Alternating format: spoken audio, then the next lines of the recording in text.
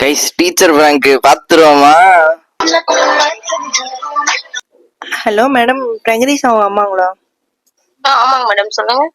Madam அவங்க teacher பேசுறேன் madam நானு. சொல்லுங்க மேடம். அவன் என்ன பண்ணிருக்கான்னு உங்களுக்கு தெரியுமா மேடம்? என்னாச்சு மேடம்?